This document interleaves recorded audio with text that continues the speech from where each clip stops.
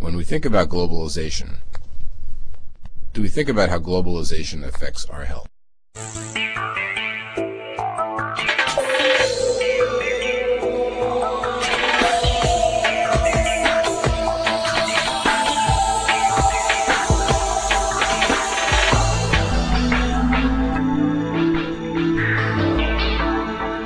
Healthcare and the health of our people and the health of our populations has got to be the priority in international trade agreements. And we believe that this convening here today with a massive showing of support from medicine, from nursing, from our public health community is really the beginning of a new day of international cooperation and community and public health accountability and attention to the important issue of trade agreements. It's called free trade, but what are the costs?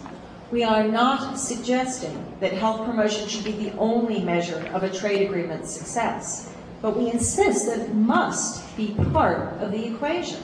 The absence of transparency does not allow people in our country or the affected nations to participate in the discussions about the impact of trade agreements on basic services for the citizenry of American countries. The questions that are being addressed today are some of many about health, where health is definitely impinged upon by certain aspects of trade, impinges on the healthiness of the environments in which families live, in which children go to school, in which people go to work, whether it's in industrial plants or in fields. The nature of the pesticides, the health and safety of workplaces are all very much issues that come into play in trade agreements.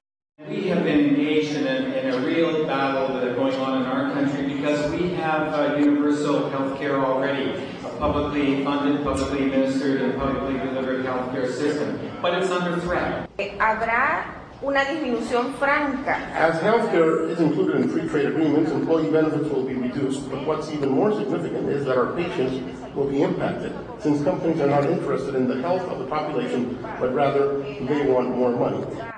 Throughout the Americas, there has been relentless pressure to privatize public health services with disastrous consequences for health. This ranges from today's attempt to privatize Medicare in the U.S.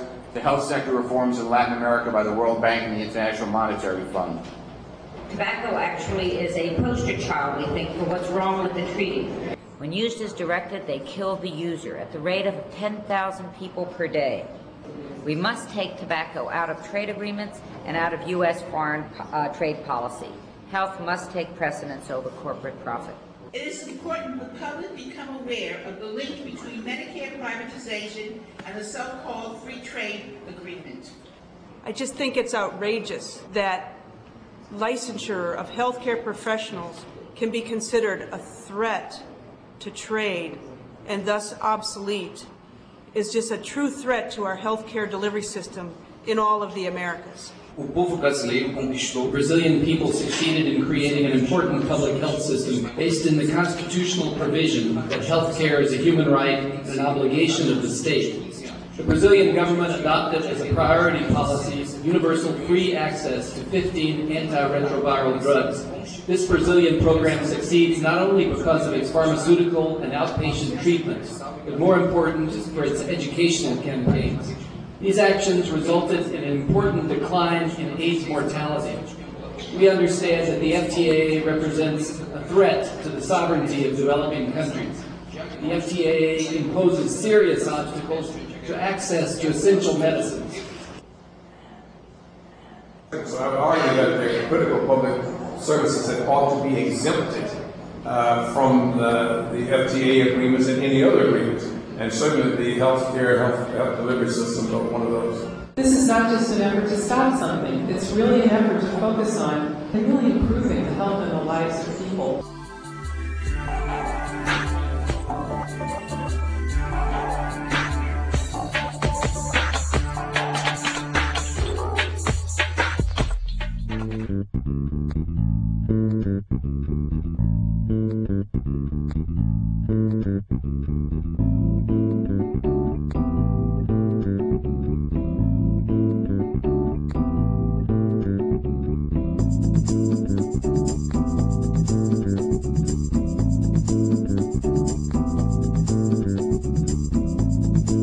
you.